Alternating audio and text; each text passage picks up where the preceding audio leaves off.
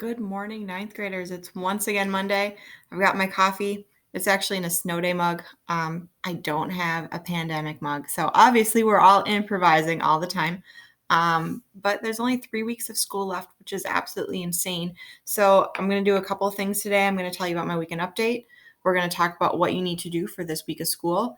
And then we'll also talk about what does the end of the school year look like for English class. And then last, I know you've been waiting on the gift card raffle for the McDonald's gift card, so I'll give you an update about that. So first, my weekend before the rain hit, my father-in-law came down and helped my husband plant a tree in our yard. So this is our new crimson maple.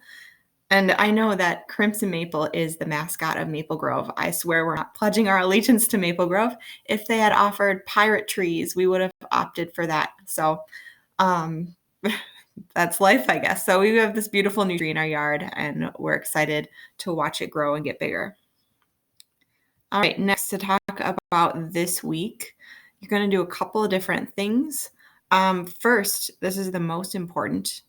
You've been practicing crap and note-taking the last couple weeks. How do you know a source is good? Really critically thinking about and evaluating what you're reading. So this is going to be the summit for that unit. It's called Crap Plus Note-Taking for Article 2.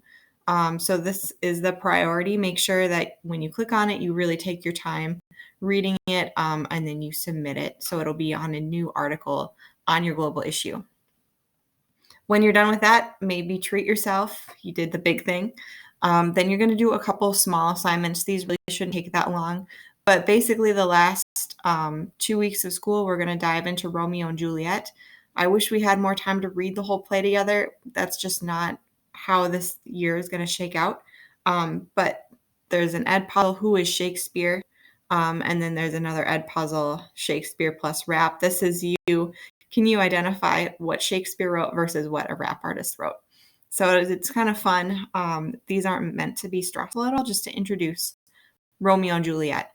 Okay? And then finally, you're going to do a little discussion post. Romeo and Juliet has a lot of big themes in it.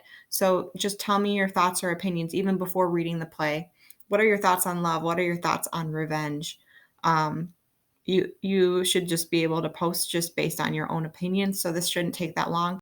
Hopefully it'll be fun to read the answers of your classmates.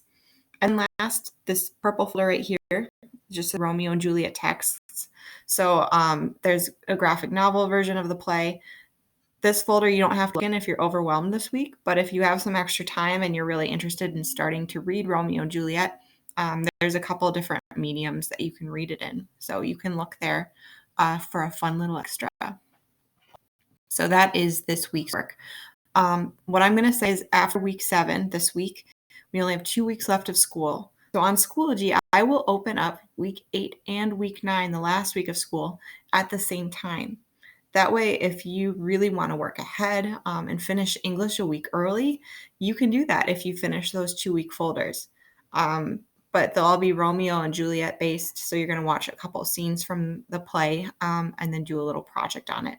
Hopefully it's not too stressful. Hopefully you enjoy what you see of this play. I encourage you when we're done with this to go and watch Romeo and Juliet, the movie, or something like that, so that you can get a full understanding of the play. Okay. And the last thing to leave you with is about the McDonald's gift card drawing. So this morning, I am going to go in and I'm going to grade all your week 6 assignments.